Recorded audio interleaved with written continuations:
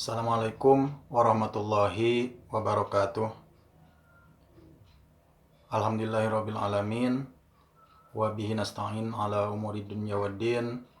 Wassalatu wassalamu ala Rasulillah sayyidil mursalin wa ala alihi washabihi ajmain, amma ba'du.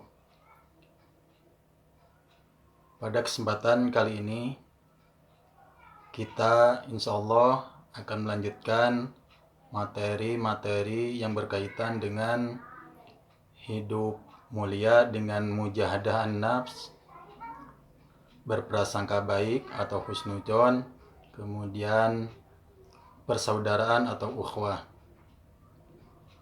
Bagaimana materi yang minggu yang lalu? Kalian masih ingat kan?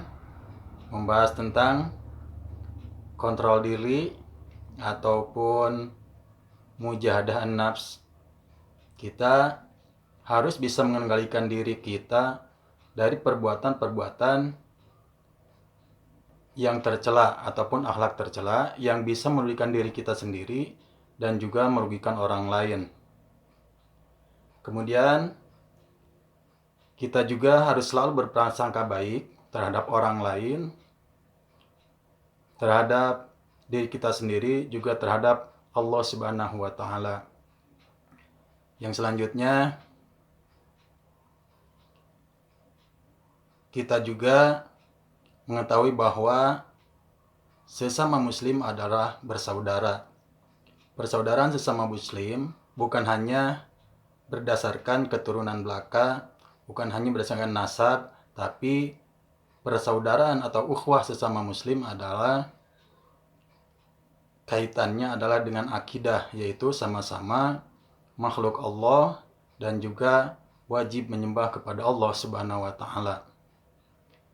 Baiklah, kita lanjutkan pada materi pada pertemuan kali ini, yaitu tujuannya pada pembelajaran kali ini adalah mengidentifikasi atau memahami kandungan-kandungan surat Al-Hujurat ayat 10 dan ayat 12. Kemudian juga hafal hadis-hadis yang berkaitan dengan kontrol diri atau mujahadah an-nafs. Kemudian hadis yang berkaitan dengan husnudzon dan juga ukhuwah atau persaudaraan. Baik, kita lanjutkan. Kemarin kalian mungkin sudah hafal surat Al-Hujurat ayat 10. Untuk mengingat kembali, mari kita sama-sama baca. A'udzu billahi minasy syaithanir rajim. Bismillahirrahmanirrahim. Innamal mu'minuna ikhwatun faslihu baina akhaikum wattaqullaha la'allakum turhamun. Shadaqallahul azim. Itu adalah ayat 10 surat Al-Hujurat. Mari kita simak penjelasannya atau isi kandungannya. Pada ayat tersebut, Allah Subhanahu wa Ta'ala menegaskan bahwa sesama muslim, sesama orang beriman itu adalah bersaudara. Yang kemudian Allah juga menekankan kepada kita, memerintahkan kepada kita bahwa ketika sesama saudara ada perselisihan, ada pertikaian, ada pertengkaran, maka di situ ada fa'aslihu baina akhaikum, yaitu dengan cara berdamai ataupun berislah. Jadi jangan sampai kita dengan sesama saudara itu berselisih, apalagi keterangan mengatakan jangan sampai melebihi dari 3 hari. Selanjutnya Rasulullah SAW juga menjelaskan perumpamaan orang Islam dengan orang Islam atau Muslim dengan Muslim itu bagaikan satu tubuh, di mana apabila salah satu anggota tubuh kita merasa sakit, maka anggota tubuh yang lain pun akan menjadi merasa sakit. Kemudian juga Rasulullah menekankan, belum dikatakan beriman orang apabila tidak menyayangi saudaranya.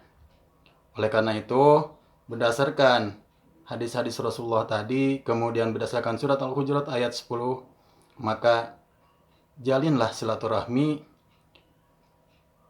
perkokoh persaudaraan, jangan hanya persaudaraan sesama satu nasab ataupun keturunan, tapi perkokoh, perkuat juga adalah persaudaraan sesama orang Islam, yaitu yang sama akidahnya dengan kita. Itu penjelasan tentang isi kandungan surat Al-Hujurat ayat 10. Mudah-mudahan bisa dipahami ya. Baik, selanjutnya kita lanjutkan kepada isi kandungan surat Al-Hujurat ayat 12.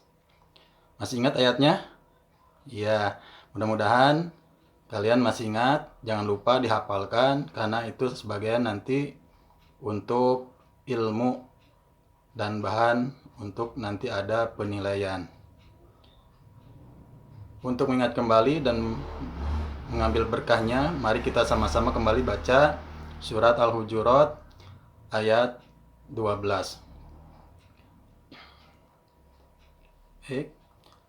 A'udzu billahi minasy syaithanir rajim. Bismillahirrahmanirrahim. Ya ayyuhalladzina amanu jtanibu katsiran minadh-dhann inna ba'dadh-dhanni ismun wa la tajassasu wa la yaghtab ba'dukum ba'dha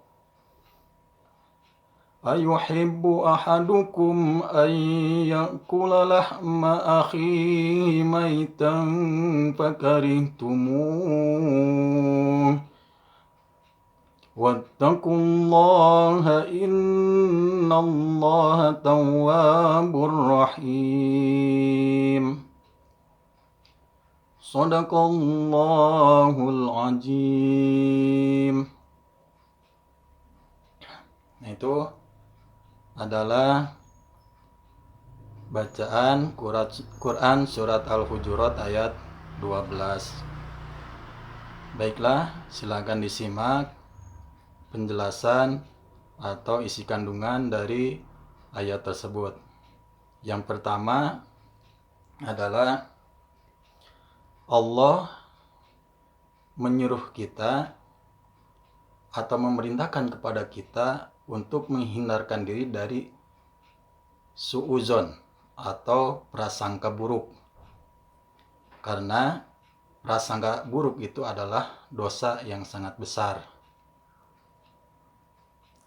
Kemudian yang kedua, isi kandungan dari ayat tersebut adalah bahwa Allah Subhanahu wa taala melarang kita untuk tajasus. Apa itu tajasus? Tajasus adalah mencari-cari kesalahan orang lain untuk mengetahui kelemahannya. Nah, ini adalah dilarang oleh Allah Subhanahu wa taala. Biasanya ini adalah apabila kita ataupun orang tersebut adalah bermusuhan sehingga mau mencari-cari kesalahan orang lain. Nah, ini tidak boleh. Jadi jangan sampai kita lakukan, harus dihindarkan. Tajasus, prasangka buruk, ini diperingatkan oleh Allah, ditanya oleh Allah kepada kita, itu diibaratkan sama dengan memakan bangkai saudara kita sendiri. Siapa di antara kita yang suka memakan bangkai? Tidak tahu kan? Dan tidak mau, semuanya tidak ada yang suka. Oleh karena itu, hindari suuzon atau prasangka buruk dan tajasus atau mencari-cari kesalahan orang lain. Yang selanjutnya pada akhir ayat ini Allah memerintahkan kepada kita, bertakwalah kepada Allah. Sesungguhnya Allah itu menerima taubat. Dan mudah-mudahan dengan bertakwa kepada Allah Subhanahu wa taala kita akan diberikan rahmat oleh Allah Subhanahu wa taala. Itu kurang lebih kandungan surat Al-Hujurat ayat 12. Mudah-mudahan kita bisa mengaplikasikan dalam kehidupan sehari-hari, yaitu jangan suka berprasangka buruk, sebaliknya kita harus berprasangka baik atau husnuzon. Kemudian jangan tajasus mencari-cari kesalahan orang lain. Sebaliknya kita harus bertakwa agar mendapatkan rahmat dari Allah Subhanahu wa taala. Baiklah, kita lanjutkan sekarang adalah berkaitan dengan hadis-hadis Rasulullah Shallallahu Alaihi Wasallam. Ini insya Allah kurang lebih nanti ada 3 hadis yang akan kita pelajari dan harus kalian hafal sebagai nanti patokan hukum kita dalam bertindak dalam kehidupan sehari-hari. Baik, hadisnya mana saja? Yang pertama, Bismillahirrahmanirrahim. An Abi Hurairah radhiyallahu anna Rasulullah sallallahu alaihi wasallam qala laisa syadidu bisur'ah innama syadidu alladhi yamlaku nafsahu indal ghadab. Rawahul Muslim. Yang artinya bahwa pada hadis tersebut menyatakan orang yang gagah itu, orang yang hebat itu, orang yang luar biasa itu, orang yang the best is the best itu, orang yang is amazing itu adalah orang yang bisa mengendalikan hawa nafsunya indal godob, ketika marah. Jadi orang itu bukan orang yang gagah perkasa, orang yang berani itu adalah bukan orang yang menang dalam perkelahian, orang yang menang di dalam perlombaan, tetapi orang yang gagah itu, orang yang luar biasa itu, kata Rasulullah SAW, adalah alladzi yamliku nafsahu indal godob, yaitu orang yang bisa mengendalikan hawa nafsunya dikala ataupun pada saat marah. Oleh karena itu, maka kendalikanlah amarah kita, kendalikanlah hawa nafsu kita, kendalikanlah diri kita agar tidak melakukan perbuatan-perbuatan yang bertentangan dengan syariat Islam, apalagi ketika kita marah. Yang selanjutnya ada lagi, barusan adalah itu tentang hadis berkaitan dengan kontrol diri ataupun mujahadah an-nafs. Baik, selanjutnya hadis tentang prasangka baik atau husnuzon.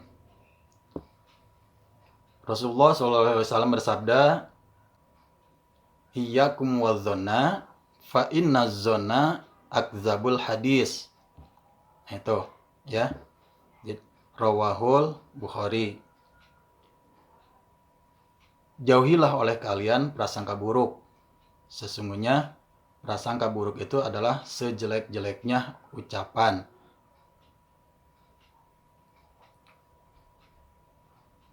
Yang selanjutnya adalah hadis tentang persaudaraan.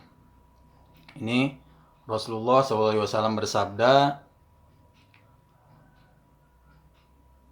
qala Rasulullah sallallahu alaihi wasallam, masalul mu'minina fi tawaddihim wa tarahumihim wa ta'atu fihim masalul jasadi ijashtaka anhu mudwun lahu sairul jasadi bisyahari wal humma.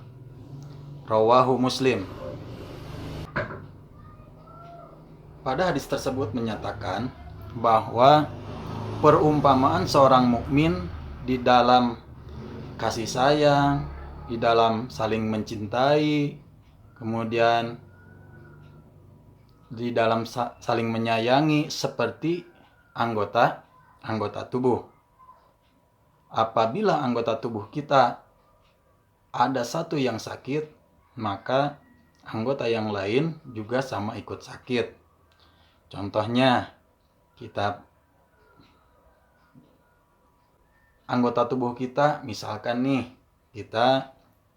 gigi kita salah satunya adalah gigi kita sakit, kan, sakit gigi. Coba, kita nggak bisa pergi ke sekolah. Nggak mungkin begini, yang sakitnya gigi jadi gigi aja yang di rumah, kaki, tangan, kepala pergi ke sekolah. Nggak kan, nggak seperti itu. Nah, ini menandakan bahwa anggota tubuh itu saling berkaitan, ya, ataupun saling merasa, saling tenggang rasa bahwa dikala salah satu anggota tubuh sakit, maka yang lain pun ikut merasakan sakit. Nah, kita pun di dalam persaudaraan, apabila saudara kita ada yang sakit, maka kita jenguk.